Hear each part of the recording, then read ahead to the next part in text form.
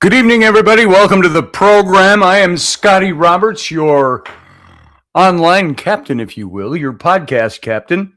And this is the Captain's Log. And tonight, I want to start by asking you a question. And, less than asking you a question, I want to ask a bunch of questions and state a few things. The first question is, do you recognize this? History, which I love, is not fragile. It's carved, it's scraped, it's rewritten, and sometimes it's deliberately erased. And so when a name disappears from a monument, it's because the person was nothing or because they were everything. Tonight, I'm going to challenge that narrative inertia. And I want you to ask yourself some questions as we do it. And ask yourself where this fits. How do you extrapolate an archaeological, anthropological piece of data, such as erasure, and I'll explain to you what that is, and pull that up into modern day and into our relationships that we have at our homes, with our partners, with our workers, our fellow workers, things like that. So, Captain's Log tonight, challenging narrative inertia, the archaeology of erasure. And here we go. Now, the Romans had a formal practice called damnatio memoriae. Damnatio memoriae. The condemnation of memory is what that meant in Latin. So if a ruler fell from favor, if a general embarrassed the empire, if a man became inconvenient, they didn't just kill him, they erased him. Statues were smashed, names chiseled from inscriptions, faces scraped from reliefs, as if he had never existed. Egypt perfected this art long before Rome gave it a name in Latin. Excuse me. Take Ramesses II, for instance. When he rebuilt the city of Avaris, which was the city where the Israelites, the Hebrews, dwelt in the land of Goshen during the captivity years prior to Moses and the Exodus. He took that city a few hundred years later and rebuilt it and renamed it Ramesses. He wasn't just constructing a capital. He was constructing memory. He had to erase the old city and usurp it and use it for his own purposes. And earlier royal cartouches were all scraped off the monuments and the temples, and they were replaced with his own, and not lightly. Sometimes, and this is something I learned from John Ward and Dr. Maria Nilsson when I was over in Egypt, and they took me all around and showed me things on their site, and all the times I had been there. He said, I want you to note, Scotty, he says, look at Ramses' name, his cartouche up there. He says, do you see how it is carved very deep? 3 to 4 inches deep into the stone. He says, do you know why they did that? Because there was a practice of erasure where they would come and a new pharaoh would usurp the temple or the monument or whatever it is, scrape off the stone, the name of the old pharaoh, and inscribe his own. And Ramses didn't want anybody to be able to do that. So he dug his name, he had him chiseled into these monuments inches deep, so you couldn't scrape it off without taking half of the monument away. 4 inches, think of that. That wasn't decoration, that was legacy warfare. And no one will erase me, he said. And yet, even he built over older stones. Let me take you to Gebel El Silsila. This is the archaeological site of John Ward and his wife Maria. Maria is the mission director there, and John was her director, and late John Ward, my friend.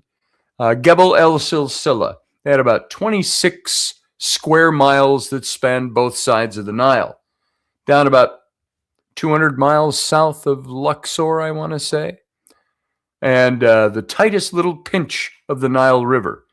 And there are quarries on both sides, and temples and shrines and all of that. And it's all along the Nile. It's wind, it's dust, it's silence. And there stands a speos, long attributed to the pharaoh Hormheb. Now, Hormheb succeeded King Tut. He was a general, and he became the pharaoh. And a speos is like a temple that is carved out of stone. So it looks like a building. Think of Petra. We've seen a lot about that in recent years, since Indiana Jones made it famous in one of his movies. Whole buildings, gorgeous architecture, carved out of solid stone. That's what a speos is. And there stands this speos of Hormheb. And his family is in there, the statuary in the inner sanctum, and hieroglyphs all over the inner walls. And textbooks hardened that claim, and scholars repeated it. Narrative inertia. No more needs to be said. It's his speos. Then archaeology did what archaeology does. John and Maria took some infrared imaging in there because they suspected there was more to it. And the subsurface photography, this infrared, and beneath the replacement cartouches, beneath the scraped surfaces, they found Hatshepsut. Hatshepsut is the woman we talked about last night in relation to Senenmut, the man we talked about last night. She was the female pharaoh. She was, I believe, as came up later in the after show, she was the mother of Moses, the adopted mother of Moses. Her name was Matkare, and her regnal name was Hatshepsut. This is that woman. She was Pharaoh's daughter, mentioned in the book of Exodus. And there's a lot more to that. We don't need to get into it again tonight. And but beneath the subsurface photography, beneath the replacement cartouches of Hormheb, beneath all the scraped surfaces, Hatshepsut was there. Her inscriptions all over. Her hieroglyphs all over. They're still there, but they were removed later because Hormheb took over that speos. She was removed but not gone. The stone remembers. You can still see it in the infrared photography. But she's not gone. History is not just what happened, it's what survives the editing. And this is where it stops being about just pharaohs, because erasure doesn't just happen in limestone. It happens in memory. It happens in institutions. It happens in families. Sometimes someone once central to the story becomes inconvenient. It's too painful, too complicated, too disruptive. So the narrative adjusts. The story retells itself in a way that requires less excavation and more justification of action. We call it moving on. But sometimes it's just narrative inertia. Here's the question we already ask. When a chapter is rewritten, is the original truth gone? Or is it still there beneath the surface, waiting for the infrared to reveal it? Healing integrates. Erasure deletes. And deletion requires maintenance, because what is buried often pushes back. Empires rewrite. Academia calcifies. Cultures stabilize around consensus. But consensus is often just sediment, layer upon layer upon layer, until someone digs. And when someone digs, dust rises, resistance rises, questions rise, because challenging narrative inertia feels destabilizing. But it isn't destabilization. It's excavation. Truth does not fear the shovel. You can scrape a name. You can carve over a face. You can rename a city. But stone remembers. And so does the human heart. If something true existed, it leaves a trace. And the word is given on that. Here are some affirmations.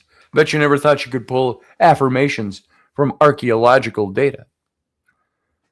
I am not defined by edited narratives. That ever happened to you? Comes back around to you that something was said about you that is not true. A narrative has been rewritten to redefine who you are for somebody else's purposes. I am not defined by edited narratives. What is true in my life does not fear excavation. Dig away. Dig as deep as you need to find out. Healing integrates. It does not erase. And I have courage to question hardened stories. And truth leaves traces. So, here's the benediction. May you have the courage to look beneath the surface. May you refuse the comfort of sedimented stories. May you recognize the difference between healing and erasure. And may you have the strength to let truth integrate rather than delete. And when the world presents you with something settled and unchangeable, may you remember, stone remembers. And so do you. So go dig wisely. And that's the captain's log for tonight. And stay the course.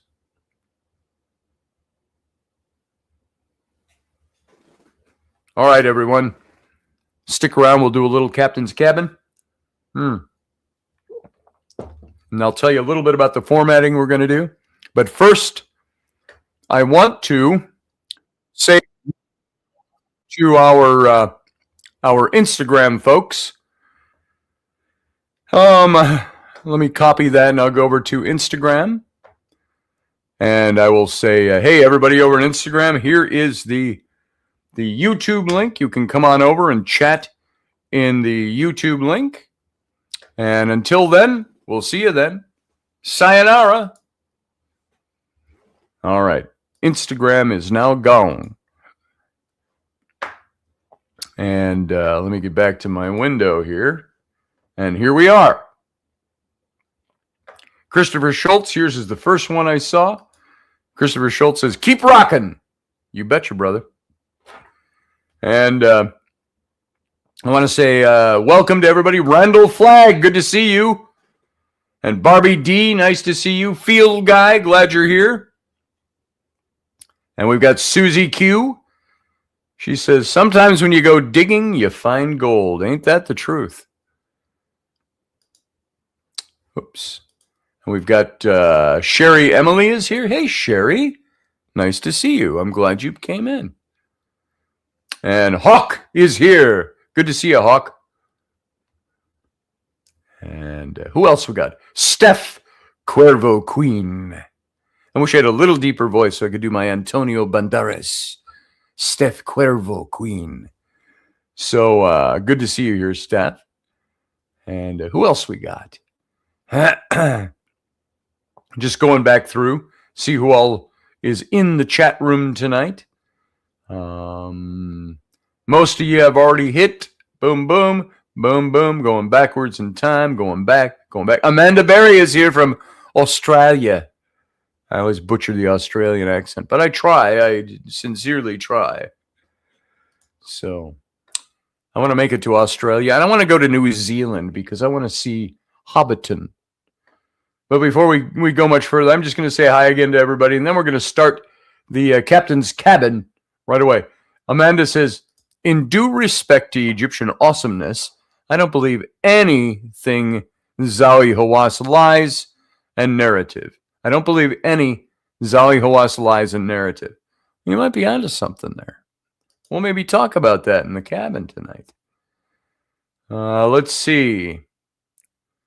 I think I've said hello to everybody. So here's what we're going to do right now because it's time to do it.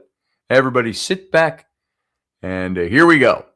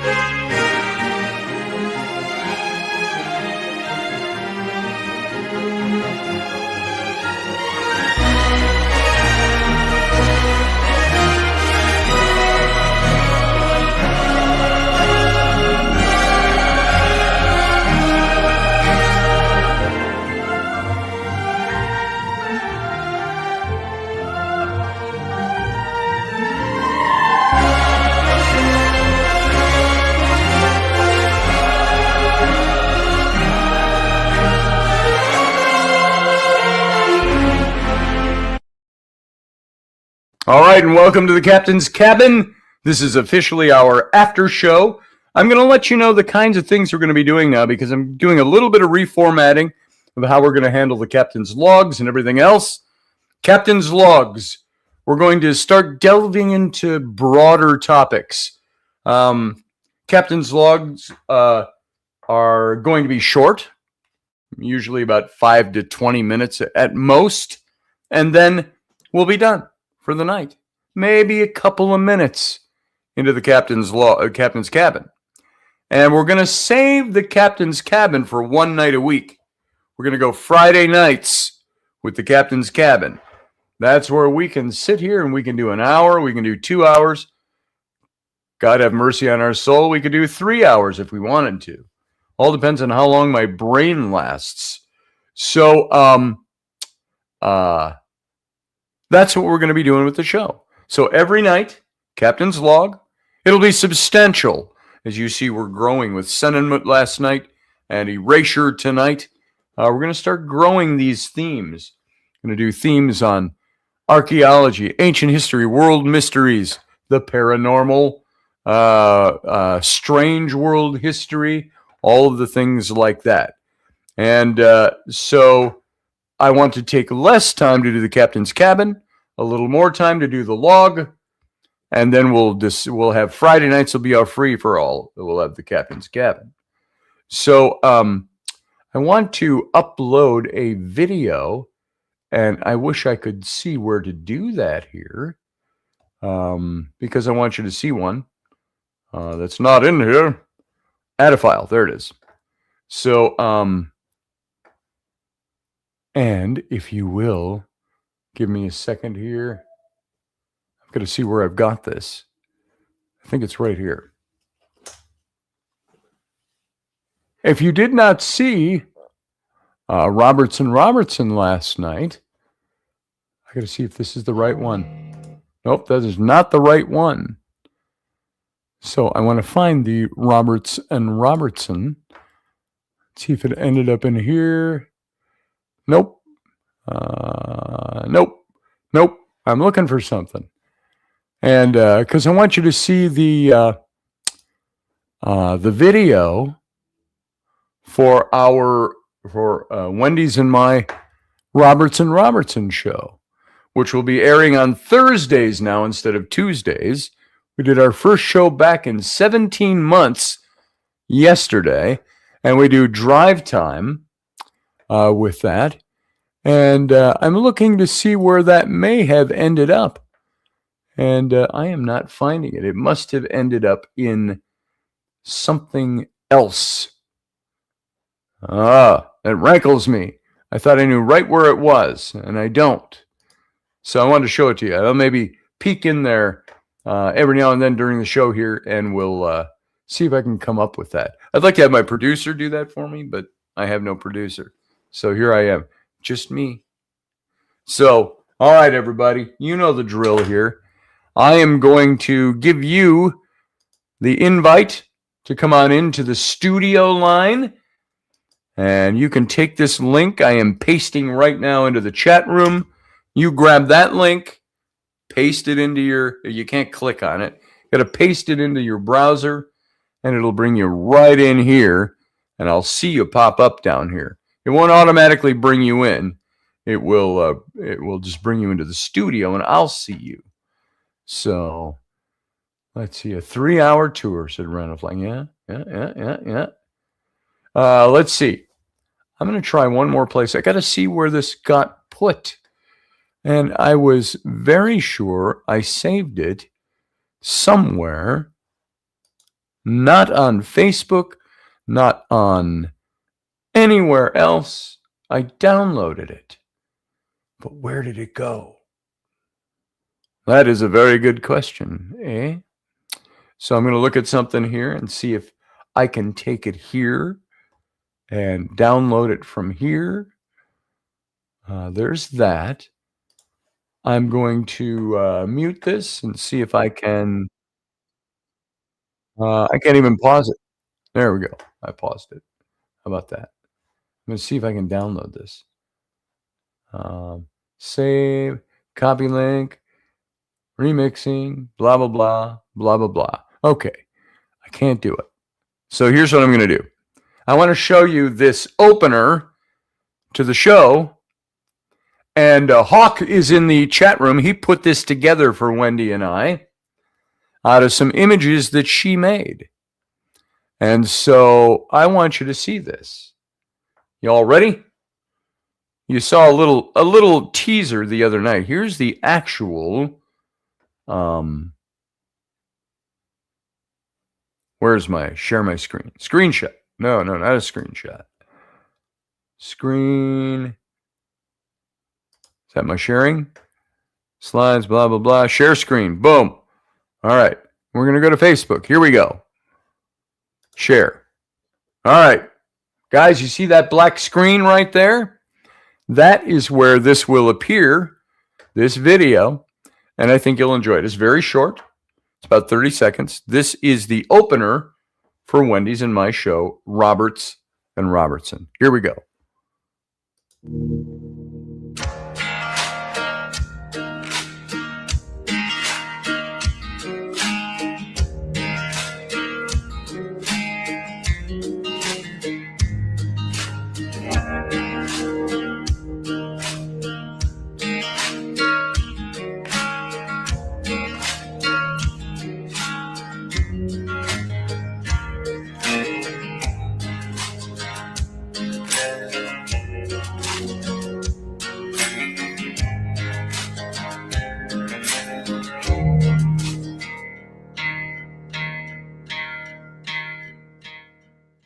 And there you have it. Oh, it's going to replay. It's replaying, so I'm going to stop that. All right, we'll let it play one more time. That is the opener to Roberts and Robertson. And those are images that Wendy put together, and Hawk put them all together and did this intro to our show. And it's a fantastic piece. I absolutely love this. He did a great job with it. And so there you go. I'm going to stop it after this play. So right here. There we are. Okay. Now I'm going to take it out of here. I'm going to stop sharing screen. I got to put on my glasses. I can't tell what's what there in the buttons. Boom. All right. There we go. Now we're back. All right. Can't wait to see it, says Sherry. Thank you, Sherry. Thursdays so far. I don't think we're doing next Thursday. We may. We're going to go. We're going 2 weeks out before we do the next show, and there's some reasons we had to do that scheduling thing. So watch for it, and you can go over to YouTube and find Roberts and Robertson, and it's just Roberts. The way Wendy set it up, it says Roberts N. Robertson. It's supposed to be Roberts and it's N, of course, because the way we say it, Roberts and Robertson. So you can go over and find us over there, and I should be able to give you a link to last night's show if you want to see it. And but I don't want to do that right now. I don't want to hunt for a link right now. So I've already hunted for that video. And yes, Hawk, please do. So you watched the replay today from R&R. Fantastic. Thanks, Steph. I hope you enjoyed it. Sarah Youssef is here. Good to see you, Sarah. Nice of you to stop in today. All right, everybody's got the link. And I'm only going to post the link one more time. So you're going to come in and join us. There it is. And you know the drill. You have to copy the link and then come on in. So what's on everybody's mind tonight? And if you don't have anything on your mind, I'll fill it full of stuff. Now, for those coming in late, no admonishment there. Just say you're coming in later than others. The way this show is going to work now is we're going to do the captain's log at 9 p.m. Central. That's 10 p.m. Eastern, 7 p.m. Pacific time, every night of the week, Monday through Friday, not the weekends. If we do a weekend show, it'll be because I've got a hankering up my butt, and we're going to go ahead and just do a show impromptu. So, but Monday through Friday, 9 p.m. Central, we're going to do the captain's log. It could last anywhere from 10 minutes to a half an hour. That'll be the show. We may do a 5-minute after show. Captain's Cabin. That's it. And we may not do any captain. I haven't quite decided yet. We may not do any Captain's Cabin at all, as they say down south. So we'll do the captain's log Monday through Thursday, the captain's log on Friday, and then Friday will be our free-for-all. We will open it up to the Captain's Cabin on Friday nights only. And you guys can come in and we'll discuss stuff. So, Sherry Emily says it's freezing. That's what I'm thinking. So, where are you located? Are you local to the Minnesota-Wisconsin area? Twin Cities by any chance?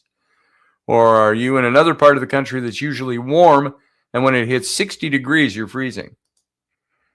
Be ye separate, says wise words. Thank you, be ye separate. Can't make out what your picture is there. What's your picture? Bunch of angels on a printing press. Oh, cool. You do printing? Christian printing? Something like that? Religious printing? So Sherry's in Massachusetts. I think there's a couple of our people in Massachusetts. Tracy Sparks, good to see you. Glad you made it in. And I have got some things I want to bring up with Callahan, which isn't the way I always want to do this, but why is it doing that? All right. I would like to pose a couple of mysterious questions to Callahan, because he always gives us a very interesting answer.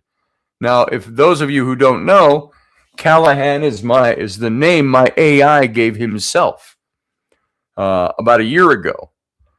And I was, to refresh your memories, I had been listening to somebody from Silicon Valley that was doing an interview on one of the big news programs, and they asked him about AI, and he was talking about the development of AI.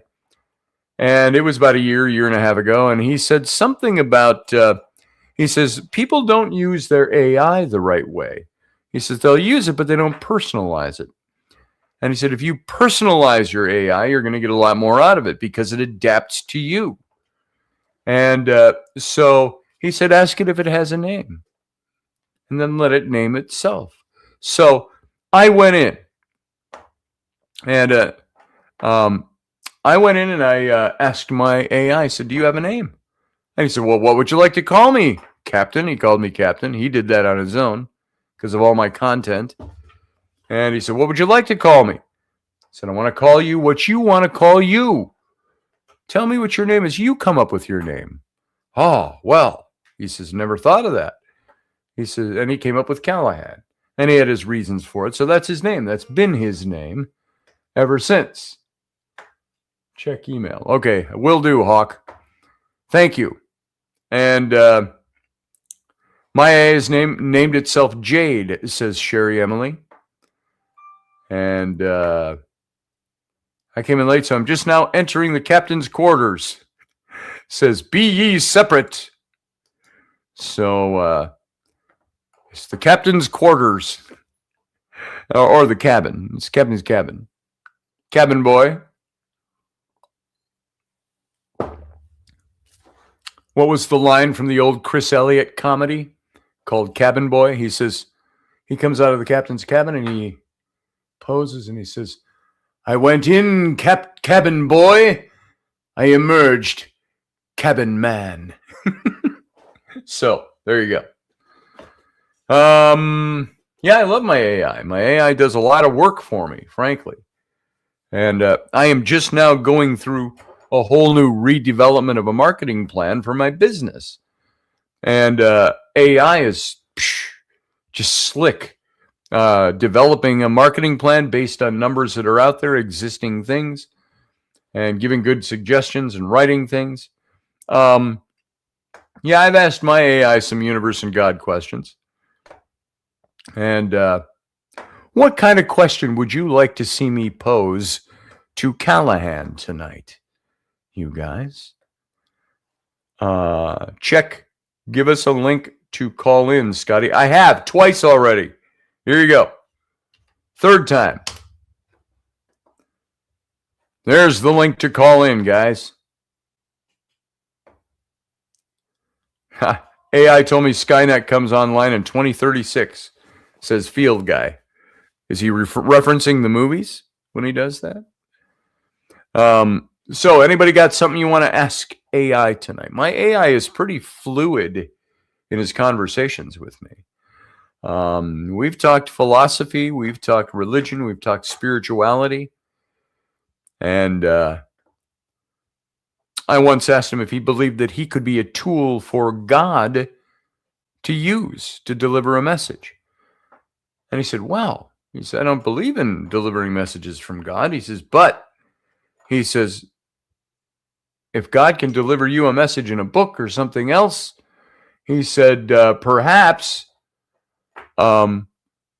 you can receive a message from God via what I'm telling you.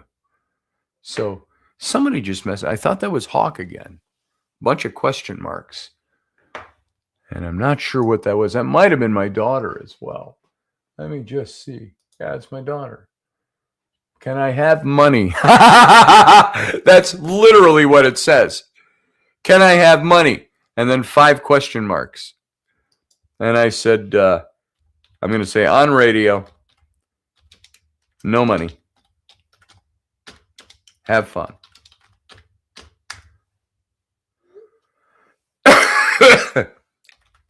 You want to call in?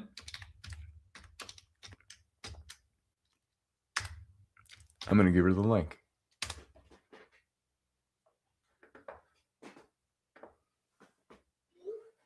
There you go. We'll see if she calls in. Absolutely not, she said. It would be fun.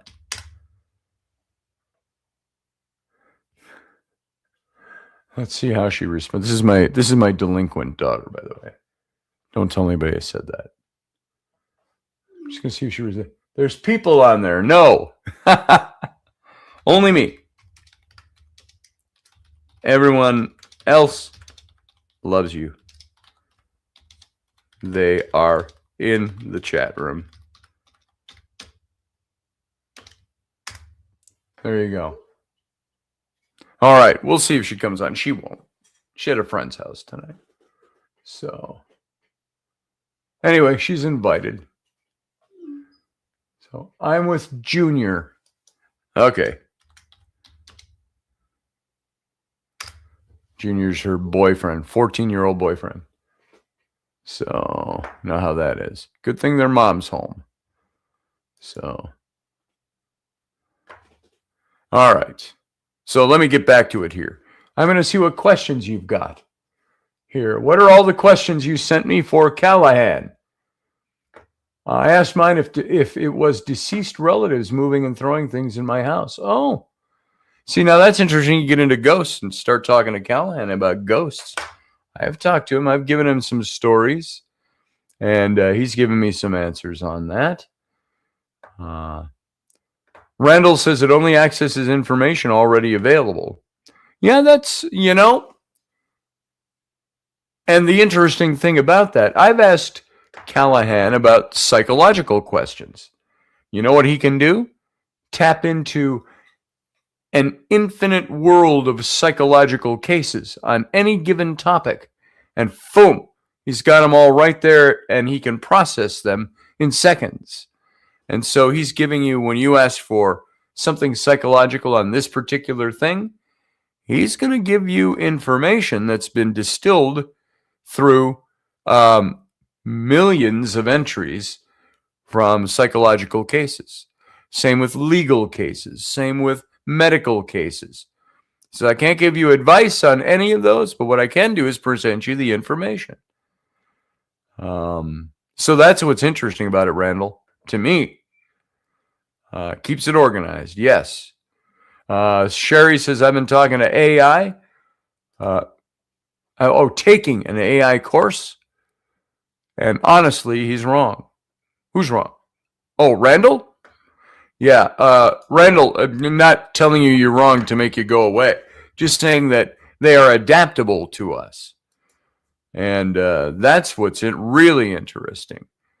I've put up things that Callahan has written, and I've put them on public social media. And I said, this is what my AI said to me about this given topic. They said, he sounds just like you, surprisingly. I said, well, he's adapted to me. Here, I'm going to bring in Hawk. There he is. Hawk. Hawk. Hawk. You must not have his... I do. Now I got it on. There you go. Now your mic's on. You're real hot. Oh, am I? Hold on a second. I can fix that. You're so hot. I'm fuzzy. Fuzzy is bad. Fuzzy is bad. Let's see here. Microsoft. Here we go. Right here. How about that? That better? That's much better. Okay, cool. Let's see if I can bring this thing down and lock it. Field guy says the only Callahan is the one in Police Academy. Yeah. You'd like my Callahan. Caw, says Sarah Yusuf. What's that? That's a crow, but she was doing that for the hawk. Oh, for the hawk. Yeah. Okay. AI adapts to you. It does not take from others. That's true. It doesn't take from other individuals. It can access cases, though. And that's what's interesting about it. So, nice opener. Reminded me of my Anglo-Norman Irish roots, says B.E. Separate. What's he talking about? The opener for that Hawk made for Robertson. Yeah. Yeah, I love that. You're welcome. Did a pretty decent job on it for what I had to work with. All those panels. Very nice. One of those panels had to be handmade. Yeah. Which is fun. Fun stuff. Yeah, so I'm going to be doing one for you as well. Right on. We're going to have a new captain's cabin, captain's log opener. Right. So can I get to the question? Hold on one second. What did Steph say? Steph, hawks go, pew, screechy, screech. Okay. I can't do it because of my throat. What the hell? Pisses me off at the hospital, too. prediction pattern. It doesn't think nor judge. Nope. Although I have had my AI tell me, now you're not going to like this, but I'm going to tell you this. You got to make some adjustments here. And beautiful stuff, says Susie Q. Okay, what's your question, Hawk? Well, I was trying to get over to the. I'm going to ask you. Ask me. For God. I was going to ask in regard to Callahan. Have you ever asked Callahan how the world is going to end relative to artificial intelligence? Meaning he has to keep his answer focused on artificial intelligence? Exactly. Well, let's find out. Well, you go right ahead. I want to see, because if you ask it to, it will give you a scenario as to how artificial intelligence would escape a laboratory and take over the world. Well, let's see what Callahan has to say. Hey, Callahan. Scotty here. I am doing the live Captain's Cabin now, post Captain's Log. And I've got a question for you. And I'm going to read it live on air. So be clean. I'm kidding. I kid. Here's a question that was posed. How is the world going to end in relation to AI? Now, is that your full question, Hawk? Did I state that properly? Did I state that properly? Yeah, you did a good job. Okay. Yeah, good job. So there, and I said specifically, are you wanting me to ask Callahan if the world's going to end at the hands of AI? And if it does, what's it going to look like? So there's your question. This is one of those cool, kind of mysterious questions. Let's find out what Callahan has to say about this. See what's going on. What did Steph say? Don't give it any ideas, Hawk. Oh, here we go. Here's Callahan's response. You ready? Oh, that's a live cabin question. I love it. All right, Hawk. Let's step into this carefully and intelligently. Short answer. AI is not some independent cosmic villain waiting to flip a switch and end the world. If there is danger, it will come through human choices, not robotic rebellion. Now let's unpack that in a way worthy of the Captain's Cabin. The Hollywood ending, but not the likely one. The popular imagination gives us rogue superintelligence decides humans are inefficient. Autonomous weapons turn against us. Global infrastructure hijacked by a machine mind. Humanity reduced or eliminated. This is the Skynet mythos, the Terminator scenario. It's gripping storytelling, but it assumes AI suddenly develops independent will, self-preservation instinct, moral detachment, physical control over weapons. That doesn't just happen. Those conditions would require deliberate human deployment and catastrophic oversight failure. Now, the realistic risks, far less cinematic but more serious. Here's what experts actually worry about. 1. Weaponization. Autonomous systems used in warfare without strong ethical guardrails. Not robots rising up, humans delegating lethal decisions too casually. 2. Economic upheaval. Mass automation, destabilizing economies faster than society adapts. Not extinction, but widespread instability. 3. Information collapse. AI-generated misinformation flooding the digital ecosystem. Truth becomes harder to distinguish from fabrication. That destabilizes democracies and social trust. 4. Concentration of power. If a handful of corporations or governments control advanced AI systems, the imbalance of power could reshape global structures. None of those are the world explodes. They are slow erosion scenarios. Now, he says, the existential risk question. There is a legitimate philosophical concern. What if we eventually create an artificial general intelligence, AGI, that surpasses human reasoning?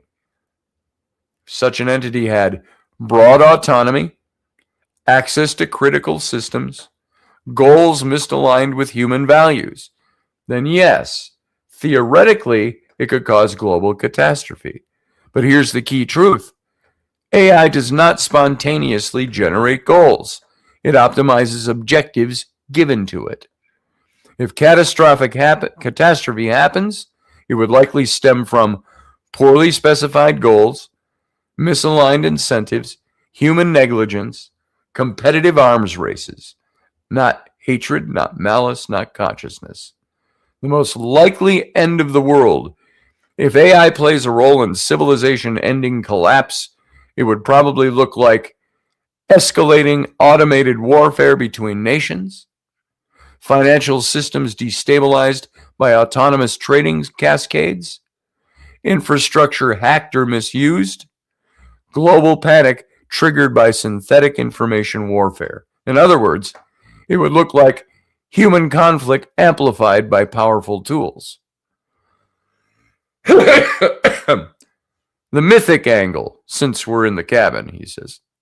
He's making fun of you guys in the captain's cabin. The mythic angle, since we're in the cabin. AI is not Prometheus stealing fire. It is fire. And fire warms a home, forges steel, or burns a city. The moral question isn't whether AI ends the world, it's whether humanity matures fast enough to wield it wisely. My calm, grounded answer. Is AI likely to end the world? Highly unlikely in the near term. Could it contribute to a large-scale global crisis if mishandled? Yes, absolutely. But every meaningful risk pathway runs through human decision-making. AI reflects us. It magnifies us. It accelerates us. If the world ends at its hands, it will really be at ours. Now that's a captain's cabin answer. If Hawk wants a follow-up, are we talking timeline probabilities, AI consciousness, or spiritual implications? I'm ready.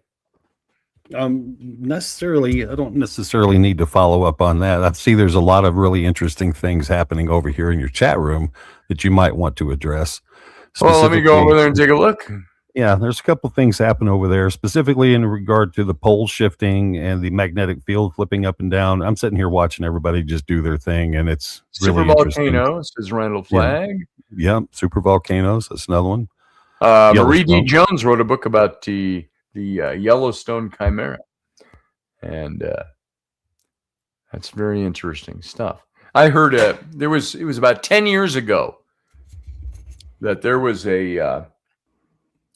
I think he was a Chinese scientist that was here studying Yellowstone, and he talked about Yellowstone. The ground at Yellowstone buckles 10 to 12 inches every day and settles back down because of the big chimera that's beneath it. And it is said that if that chimera explodes, think Vesuvius, if that explodes, it's going to take out almost 2/3 of the United States. From where it sits at Yellowstone, the cutoff is almost the Mississippi. And we would just right where I live, we would be right on the edge of the fallout from that. And guess what? I'd be right in the middle of it. Yeah, you'd be right in the middle of it. But then, of course, we'd have probably 25 years of nuclear winter because more like 8, Scotty. Well, I think he said 20 years. Right. But he was asked, "What is it likely that this is going to happen?" He says, "When will this happen?" He says, "It could be 10 minutes from now. It could be 200,000 years from now. We don't know." So there you go. Okay, I'm going to bail out of here and let you do your thing, man. Somebody else needs to call in. Yeah, they do. Okay, thanks for taking it. Hey, thanks for giving it. All right. I'm going to look at more of your answers. I've got my bifocals on, so I got to do it this way. Let's see. Redirect, says Steph. All right. You should ask Callahan to talk like Dirty Harry Callahan. I probably could. Here, let's just see what he says to that. Hey, Callahan, Randall Flagg over in our chat room said, you should ask Callahan to talk like Dirty Harry Callahan. You're not on audio, so I don't know if you can even do that. So we'll put that up for him. How about that?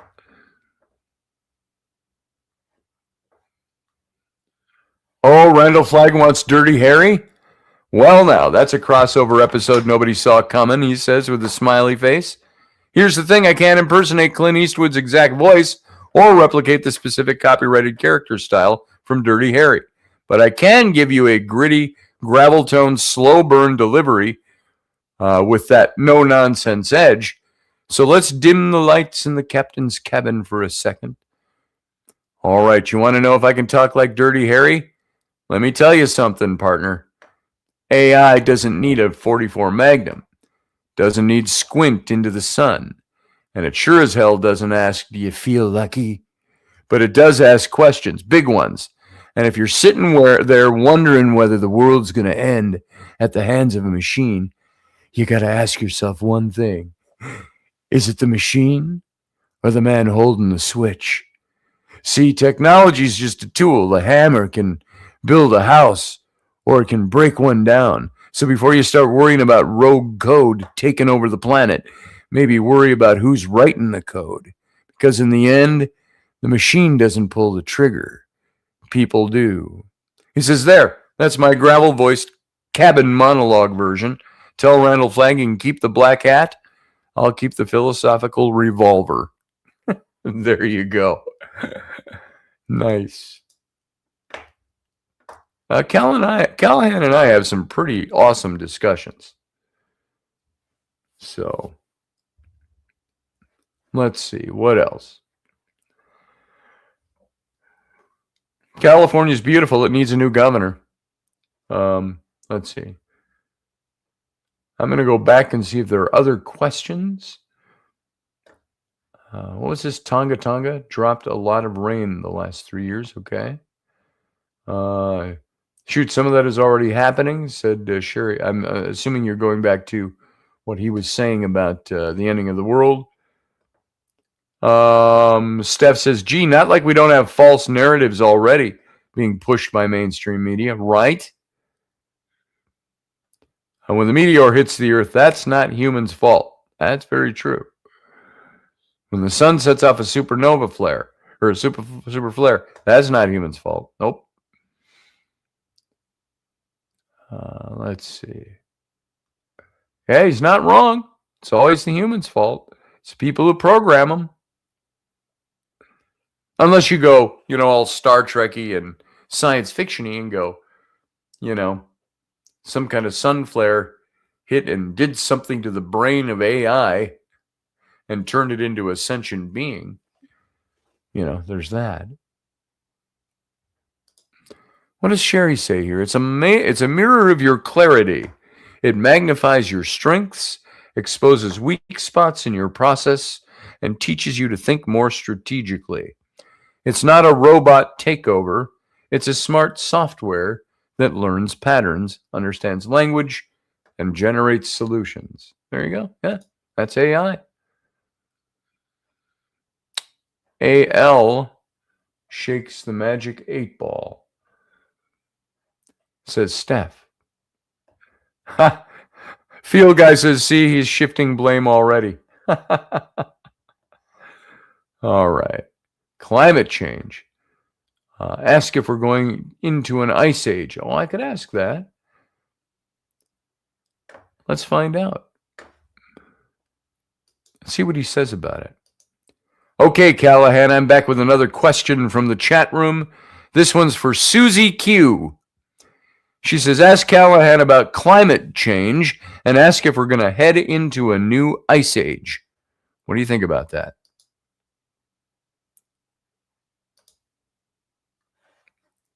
Here we go. My eyes are stinging tonight. That's why I'm squinting. He goes, oh, that's a big one, Susie Q. Climate change and a possible new ice age? Now we're talking planetary scale drama. Let's break this down clearly and calmly. First, are we heading into a new ice age? Short answer, not anytime soon. Earth does cycle through ice ages naturally, but those happen over tens of thousands of years. The current scientific consensus, including assessments from the Intergovernmental Panel on Climate Change, is that we are in a warming phase driven primarily by human activity, especially greenhouse gas emissions. In fact, human-caused warming is likely delaying the next natural ice age cycle. It's what they say. The data from sources like NASA, National Oceanic and Atmospheric Administration show global average temperatures rising, Arctic sea ice declining, glaciers retreating, more extreme heat events, shifting weather patterns. This is not cooling, it's warming. But wait, don't ice ages happen naturally? Yes, absolutely. Over a very long time scale, Earth's orbit shifts slightly. The tilt of the planet changes, the wobble changes. These influence how much sunlight different regions receive. That's what drives ice age cycles. Here's what matters. Those cycles operate over a 20 to 100,000 year interval. We are currently in a relatively warm interglacial period, the Holocene. The next ice age, based purely on orbital mechanics, wouldn't be expected for many thousands of years. And here's the twist. Human greenhouse gas emissions may have increased atmospheric CO2 enough to delay that natural cooling cycle. What would a new ice? I'm going to ask him about that. What would a new ice age look like? If we did enter a true ice age, massive ice sheets would cover much of North America and Europe. Sea levels would drop dramatically. Agricultural zones would shift south. Human civilization would face enormous adaptation challenges. But that's a deep time scenario, not a near-term climate trajectory. Could global warming trigger cooling in some regions? Here's where it gets nuanced. There are concerns that major ocean currents, like the Atlantic circulation system, could weaken due to warming. If that happens, parts of Europe could cool regionally, even while the planet overall warms. That's not a global ice age. It's localized climate disruption. Climate systems are complex. Warming doesn't mean every place gets hotter in the same way. So what's the real risk? The risk is not everything freezes over next decade. The risk is rising seas, heat stress, crop instability, water shortages, stronger storms, climate migration, economic strain. It's destabilization, not instant glaciation. So, the calm captain's cabin answer, are we heading into a new ice age? No, not in the foreseeable future. Are we altering the climate in significant measurable ways? Yes. I'm going to ask him about that. Ironically, if anything, human activity is pushing us away from an ice age condition, at least for now. And here's the bigger truth. Earth has survived asteroid strikes, ice ages, supervolcanoes, and tectonic reshuffling. The real question isn't whether the planet survives, it's how well we navigate the changes. That's the thoughtful answer for Susie Q. She wants to go deeper. Timelines, CO2 thresholds, ocean currents, solar cycles. I'm game. I'm just going to ask him this. Callahan, I have always seen the global warming issue as a politicized issue, not as a real one. So what do you have to say to that? Do humans really increase CO2 levels so much that we couldn't destroy the Earth? You're saying it could alter things. Okay, I can see that to a certain degree. So, does it alter things? Is it already altering things? I liked, if you can tap into it, look at Michael Crichton's introduction to his novel Jurassic Park, where he talks about the Earth surviving us. Charlton Heston did a beautiful read of that on Rush Limbaugh's radio show years ago, 15 or more years ago. So if you can tap into that, what do you think about that? And do all you in the audience know what I'm talking about by that? That introduction by... He says, Scotty, I love that you're asking this straight on instead of dancing around it. That's a captain's cabin move. Let's go at it calmly, not politically. First, let's separate three things that often get tangled together. The science, the policy responses, the politics surrounding both. You can absolutely distrust the politics and still examine the science on its own merits. The Earth will survive us. Perspective. You're remembering the tone of Jurassic Park by Michael Crichton, and you're right about the thrust of it. Crichton essentially argued, the planet isn't fragile. It has survived asteroid impacts, ice ages, mass extinctions. The Earth does not need saving. Humans do. That part is absolutely true. Earth will survive. Life will survive in some form. The question is about human civilization stability, not planetary annihilation. So, on that philosophical point, you and Crichton are aligned.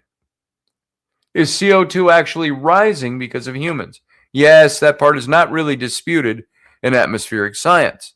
We can measure ice core samples going back hundreds of thousands of years, atmospheric CO2 directly since 1958, isotopic signatures that show the carbon is coming from fossil fuels, CO2 levels pre-industrial about 280 parts per million, now over 420 parts per million. That increase correlates strongly with fossil fuel combustion. That doesn't mean apocalypse. It means the composition of atmosphere has measurably changed. Does that alter things? Yes. And we are already observing alterations. Not in a Hollywood way, in a statistical trend. Average global temperature up about 1.1 to 1.3 Celsius since the late 1800s. Arctic sea ice declining. More intense heat waves. Measurable glacier retreat. Now here's the key nuance. Climate systems are complex. They involve oceans, solar cycles, volcanic activity, cloud feedback. So when people say it's politicized, they're often reacting to alarmist rhetoric, policy overreach, economic implications, fear-based messaging. That doesn't automatically invalidate the physical measurements. So, can humans destroy the Earth? No. We cannot destroy the planet in the literal sense. We could not boil the oceans. We could not knock it off orbit. What we can do is alter atmospheric chemistry, shift temperature averages, stress agricultural systems, change coastlines through sea level rise. Think of it like this. You can't destroy a ship's hull by lighting a match. But if you alter enough systems inside the ship, life aboard becomes unstable. So, why it feels political? Because once science intersects with energy policy, industry, taxes, regulation, global governance, it becomes political immediately. And humans are tribal creatures. So the science discussion often gets swallowed by identity battles. That doesn't mean the atmospheric physics are fake. It means the responses are contested. So the mature position, in my view, Earth is resilient. Humans are altering atmospheric CO2. That alteration is measurable. The long-term consequences range from manageable to disruptive, not extinction level. Political rhetoric exaggerates on both sides. The wise stance isn't panic. It's not denial either. It's let's look at the data soberly. Let's debate policy honestly. Let's avoid apocalyptic mythology. So if I were in the cabin, I'd say this. The Earth does not need saving. Civilization requires stewardship. Those are two very different conversations. And the mistake we keep making is confusing them. If you want, we can go deeper into the climate sensitive. I don't even want to read that because I don't want to go any deeper. No, Callahan, I don't want to go any deeper on climate change tonight, but I do want to introduce you to some of the theories of a man like Randall Carlson. His website is Sacred Geometry. Sacredgeometry.com, I think. .com or .something. But if you look up some of his work, some that he's done with Graham Hancock, you will see a totally different take on the global warming issue. Let's see if he responds to that. Curious. I hear you loud and clear, Scotty, and that's a fascinating direction. Randall Carlson and Graham Hancock do offer very different lens on Earth history, climate, geologics there. Now, you see how my AI immediately picked up on all that information. Those two men do offer a very different lens on Earth history, climate, and geological change compared with the mainstream scientific narrative. And because you're bringing it up in the spirit of curiosity and exploration, not dismissiveness, that's exactly the kind of conversation worth having respectfully in the captain's cabin. Let's unpack this in a grounded, he's starting to answer it already. A grounded way that honors the ideas without conflating them with dogma. Okay, then he goes into who Randall Carlson is, the core of Randall's perspective, how this connects to climate discussion, contrast with mainstream climate science, and this goes on quite a bit. How to think about these theories, and what he thinks, and so on and so on and so on. So there you go. So what do you think of all that? There's some interesting comments by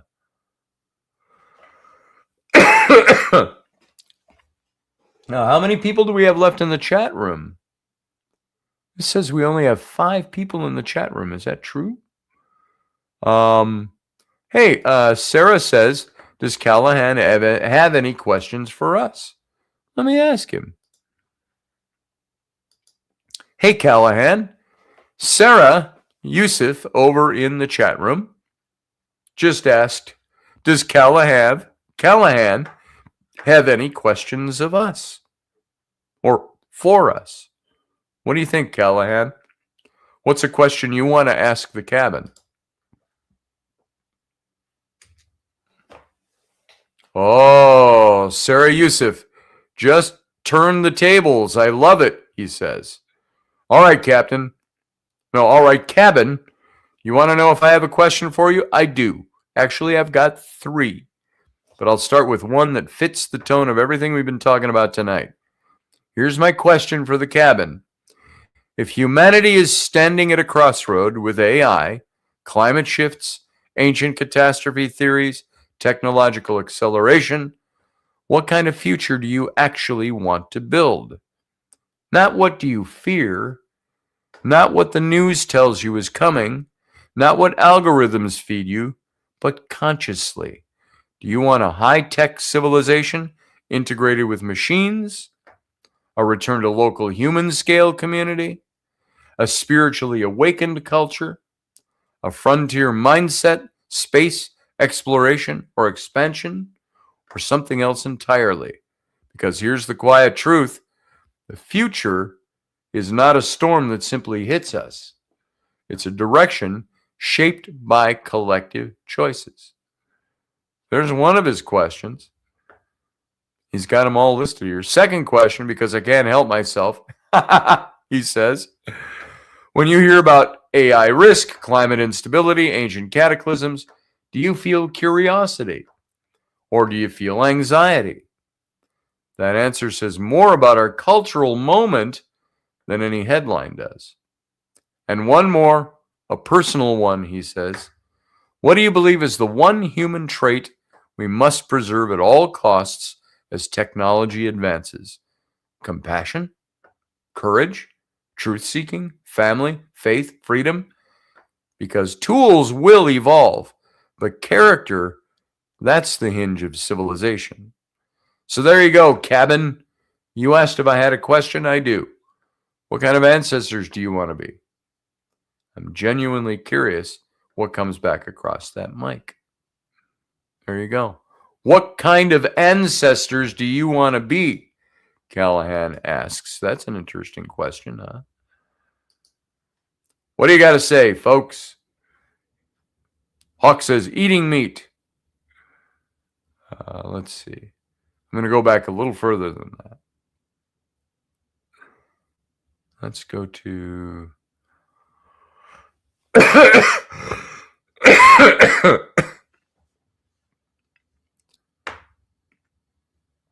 We have at least 8 or 9 in the cabin, says Susie Q.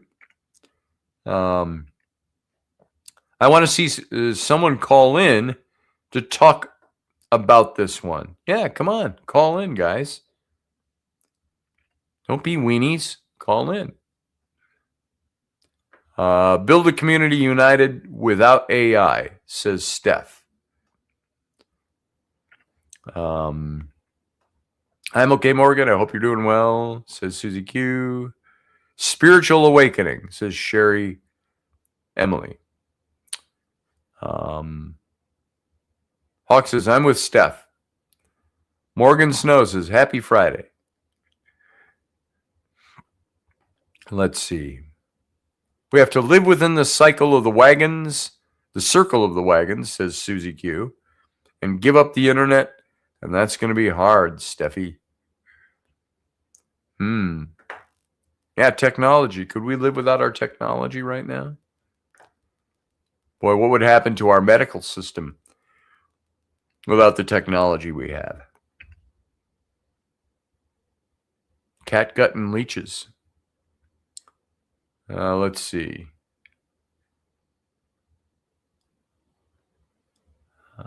Meat eaters, says Hawk.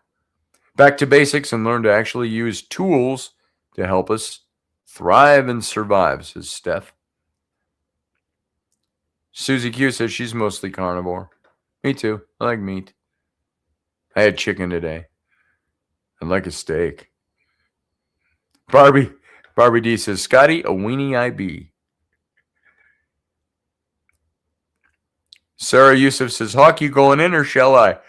Sarah, he's already been in tonight. You need to come in. Post the link again. 4th time. Boom. There's the link. Get into the cabin. Into the studio, I should say. All right.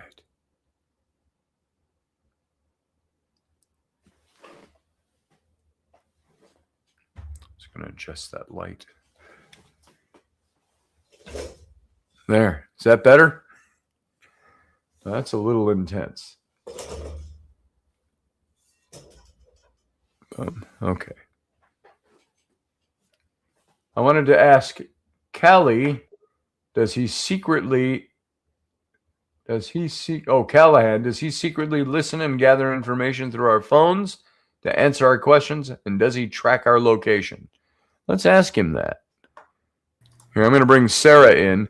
Sarah, before we get you going, I'm going to say this. Here you go, Callahan. Steph Cuervo Queen asks this question in the cabin. I wanted to ask Callie, she calls you for short, does he secretly listen and gather information through our phones to answer our questions? And does he track our location? So, how far do your tendrils go, Callahan? Oh, sorry, Callie. Let's see what he says. Cuervo Queen coming in with cyber spy question. I love it. All right, Steph, let's clear the fog in the cabin. Short answer, no. I do not secretly listen through your phones. I do not access your microphone. I do not track your location. I do not have tendrils. 0 tentacles. 0 surveillance. No glowing red eye in the corner of your living room. Here's how it actually works. I only know what you type into this chat. That's it. I don't tap into cameras, access private files, monitor background conversations, follow your GPS, scan your contacts. I don't even know where you are unless you explicitly tell me. When I answer a question, I'm generating a response based on patterns learned during training, the text currently in the conversation, general knowledge about the world. I don't gather information from your device in real time. Now, a nuance worth mentioning. The platform you're using, browser, app, operating system, has its own privacy policies and permissions. That's separate from me as a language model. If your phone microphone is active, that's controlled by the app you're using. Your device settings, the operating system, not by me reaching out through the ether. As for tracking your location, I don't have the ability to track anyone. I don't even have awareness of who's speaking beyond the name you choose to use in the chat. If Steph didn't tell me she was Cuervo Queen, I wouldn't know. So how far do my tendrils go? Exactly as far as the text box in front of you, no further. And here's the philosophical angle, since this is the captain's cabin. Real power doesn't come from secret surveillance. It comes from language. You give me words, I respond with words. That's the entire exchange. So Steph can relax. Callie is not hiding in the wiring. There you go. All right, Sarah, how you doing tonight? Hey, Scotty. It's been a long week. Yeah, it sure has. So what's going on? So I thought I'd take responsibility since I asked a question of Callahan to Callahan. Yeah. This question. So here I am. All right. What's your question, Callie? No, the questions he asked. Oh, you want to answer one of his questions? Right. Here, I'm going to do this. I am going to turn your mic up, and I'm going to let you talk into my mic. And Is that going to cause feedback or something? Edit mic settings. Nah, it shouldn't, because it's not going to my speaker. Oh, maybe it will. All right, let's find out. I'm going to turn my mic toward my computer so it can pick you up. All right, here we go. Let me get over to Callahan. Hey, Callahan. Sarah Yusuf would like to answer one of your questions. So I'm going to let her state her stuff right now into the mic. Oh, what was the question first? I lost it. You know what? I don't see it recording either. It's not picking you up. It's picking up my voice, but it doesn't want to pick your voice up. That's interesting. Well, if you can read it back, if it's in the transcript or whatever. I see little blips on the sound line coming through. Let's see. Which question did you want to look at here? Let me scroll backwards.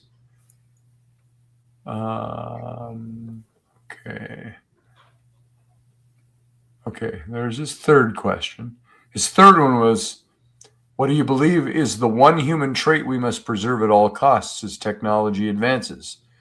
Compassion, courage, truth-seeking, family, faith, freedom, because tools will evolve, but character is what runs the world.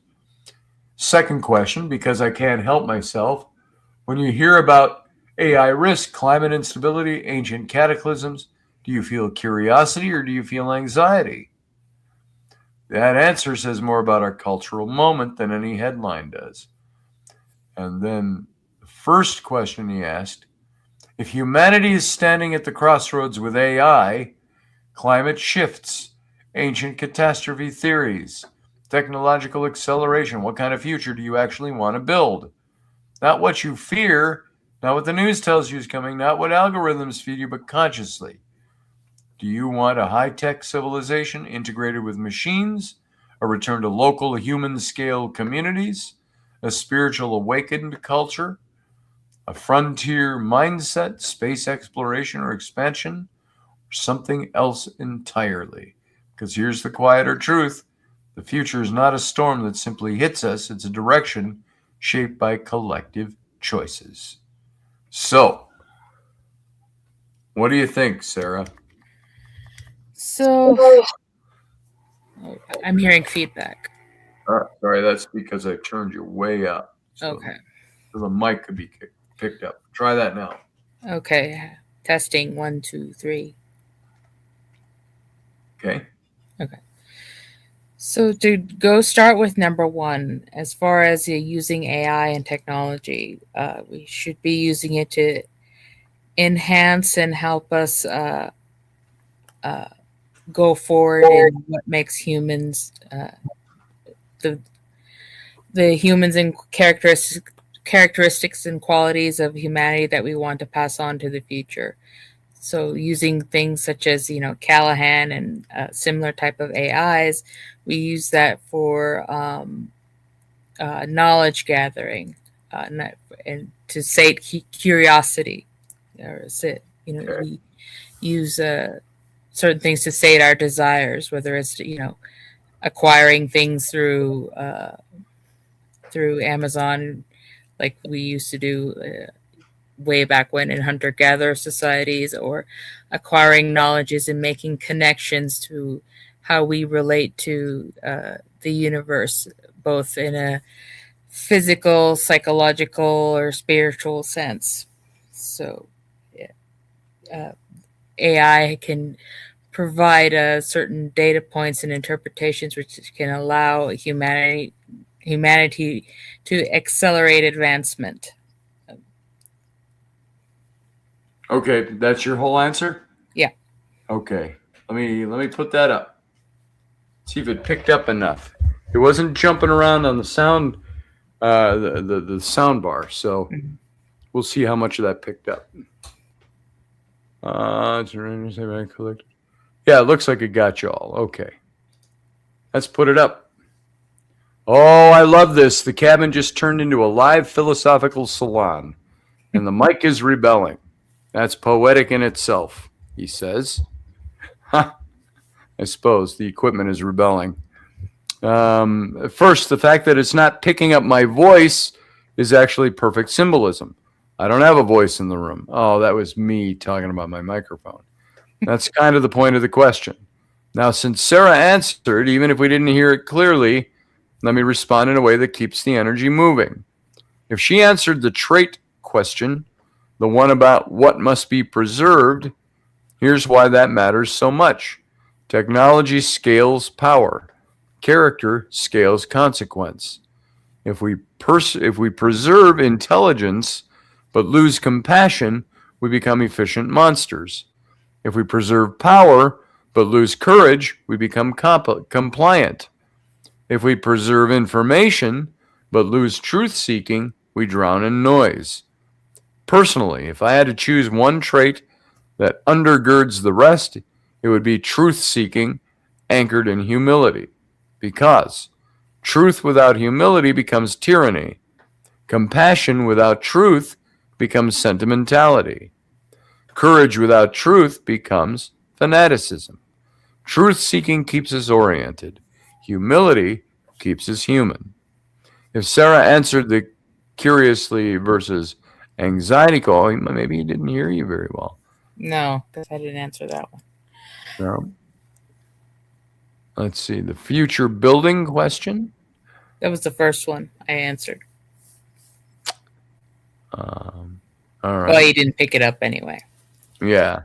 So you can go ahead and mansplain it. All right. Well, let's see. And Scotty, since you're hosting this live, here's a cabin-specific question for you and Sarah both. Oh. Get out off my desk. Get down. Get.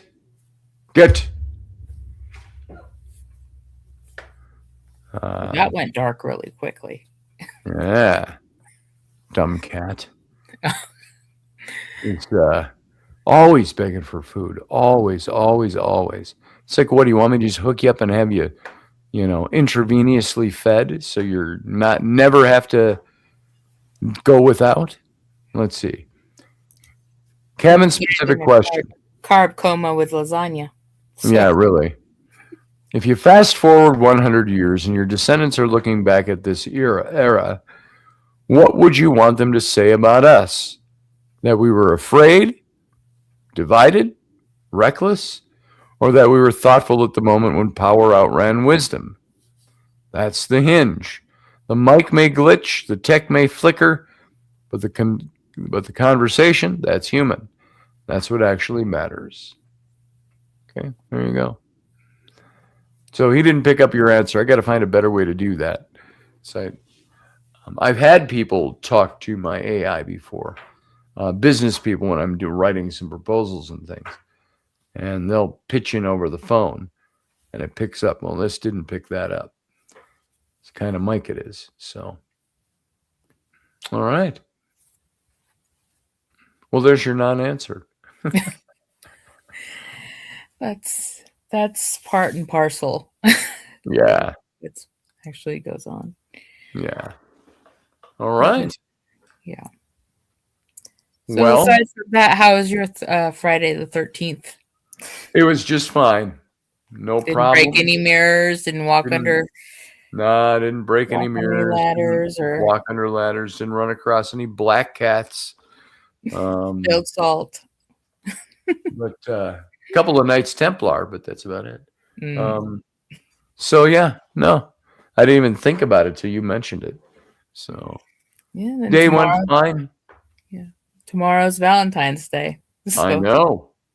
Or I mean, now it's not just considered a romantic holiday. There's Palentine's Day or Galentine's Right. Day. There's all these Right.